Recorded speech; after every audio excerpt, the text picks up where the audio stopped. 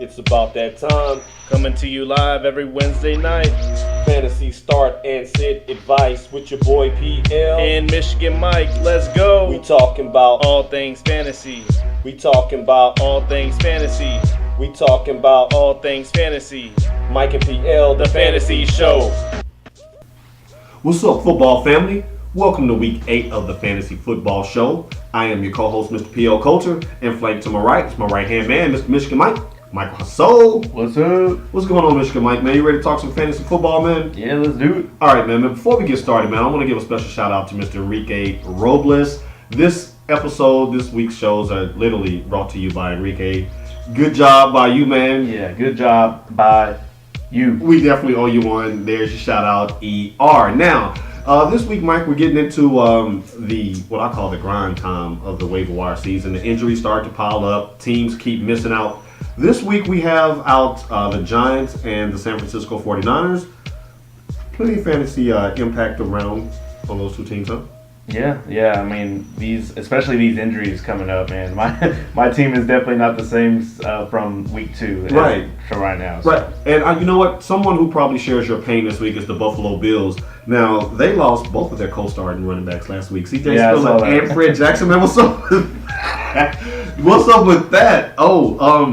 Now, if you're looking for backups, you have Bryce Brown, who came from your Eagles via trade, fourth rounder this past season, and Anthony Dixon, who's going to probably do a timeshare there. Will any of them hold any fantasy impact this week? You're going up against the Jets.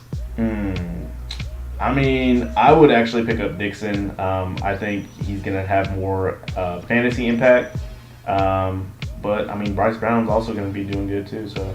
Right. Now, Dixon did actually post some stats last week in Spot Dudio. 65 total yards. Looked like he was active in the passing game. So if it's on a points per reception league, you definitely want to lean towards Dixon. If he's out, you may want to stash Brown if you have the roster spot available, just to kind of see how they play out that rotation. Now, two other running backs that kind of moved up the depth chart, actually. One, Jerick McKinnon, Mike, running back for the Minnesota Vikings. Now, in AP's absence, there's been kind of a carousel of running backs there. First, it was Asiata. He did well. Now he's losing carries to McKinnon. Last 3 weeks, 231 total yards, 9 receptions. Tampa Bay this week, Mike, what you think? Yeah, I would say start him, pick him up. Catching out of the backfield is definitely a plus. Right. Especially when you don't have an explosive offense. So I would definitely start him. Right, you kind of learning about the catches out of the backfield in the Tennessee League, right? Oh, yeah. Working there at PPRs. I saw the 260-something. Hey, I'm moving up. You didn't have to clip me, man. I had top. Bill, and I'm going to digress. Somebody else who's moving up, Denard Robinson. Can I get a go blue? Go blue. Good old Denard. Go blue, Denard. Now, former quarterback at the University of Michigan. Now he's running back for the Jacksonville Jaguars. And since week 1, he's kind of moved from utility back to returner to gadget guy. So now he's getting actual running back stats. Now, he had a starting running back role last week. 127 yards, 5.8 a clip. Touchdown. Looked like he was playing Indiana out there, man. Yeah, man, that was crazy. I mean, one thing about him is he runs fast. So if you get him in the open field, then he's gone. Right. You're not going to be able to catch him. Right, you're right. Now, this week's opponent, the Miami Dolphins, are pretty stingy overall on defense. They are giving up 100 yards a game, but like you said, he's a game breaker, Mike, and he does get catches out of the backfield in points per reception leagues. You may want to stash him long term. Toby Gerhardt is just not the answer, and I'm going to be nice just by saying that. Yeah, that's true. I mean, I probably wouldn't start Denard this week, but after this week, yeah, definitely start him. Yeah, you want to give him a look. I mean, they're devoid of any real game-breaking weapons, and they're finally starting to give this man a chance to show what he can do.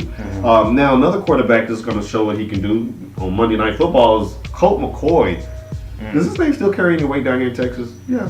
They still respect what he did. Yeah, they still talk about him sometimes. Yeah, I mean, I thought he did a good job. Wow, nice. Now, he'll be on the primetime slot, man. He'll be back in Dallas, in Texas. Monday Night Football, Dallas Cowboys. Now, we're not even going to get into the Colt McCoy. Now, we already know that that's a no. But what if you hold Deshaun Jackson or Pierre Garçon this week? What do you do with them? I would start them. I mean, who else is he gonna? I mean, he can't run the ball the whole time, Right. So I think they're still gonna get their touches. And I mean, the first play that McCoy came in, touchdown. I mean, but as a Titans fan, I must say that was a 12-yard catch at the most, and Mr. Griffin would have played the right.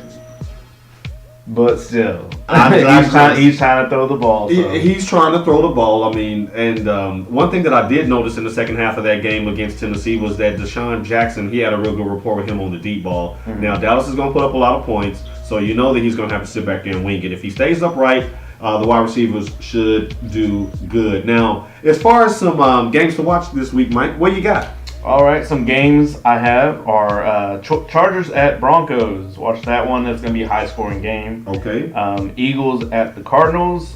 Being in the Cardinals stadium, more of a dome aspect, so it'll be a lot of passing there. And then I have Packers at the Saints. Another dome and a lot of points. Right, two quality quarterbacks with a bunch of weapons on the outside. That should be very fun Definitely. to watch. Indeed. Yeah. Good stuff by you. Now, we got a Twitter question from one of our faithful listeners this week, Michigan Mike, and this one's for you. Now, this comes from Rigo and Grand Prairie. What up, Rigo and GP? What's up?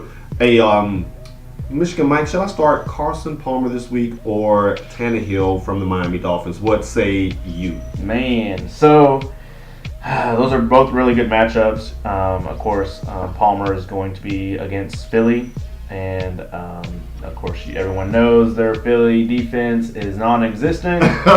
They're slowly getting better, but no. They're getting turnovers at least. Yeah, they're getting a lot of turnovers, but and then of course Tannehill's playing Jacksonville, and we all know how Jacksonville's doing Right. now. I would actually start Tannehill just because Palmer has he's injury prone, so I don't want you to start him or anyone to start him and then go out after the half or something like that. Right. Carson Palmer does like to throw the deep ball, and that's why a lot of people like him. But I like Tannehill's against the Jacksonville Jaguars better. I mean, last week he had 277 yards and 2 touchdowns with no interceptions, so he's definitely getting better back there, and that was against Chicago's D. So I think this week he'll do even better. So I would start Tannehill. All right, good stuff, Michigan Mike. Rigo, you need to put Ryan Tannehill in your lineup this week, and good luck to you this week, my man. That's right. When you hear that buzzer, you know it's time for this week's Ho ho ho ho ho home ruler. Okay, Percy Harvin owners. I know you've been all over the place when you heard the trade from Seattle to the New York Jets last week. I know that most of the Harvin owners that I know keep him in there for the potential. I mean, he does have explosive ability. He's one of the most unique offensive talents in the league. He's going to the New York Jets. Fresh start. He's excited. The Jets are saying all the right PR things, but Mike, there's red flags all over this start this week. Everywhere. For starters, he hadn't had a full week. You hadn't seen him in the Jets offense. For two, he's going from Russell Wilson, who's playing at an MVP level right now, to Geno Smith, who's one of the worst in the league at yards per completion. I mean, Percy Harvin is a short yardage receiver himself that can stretch the field. So it's just 1,000 red flags there.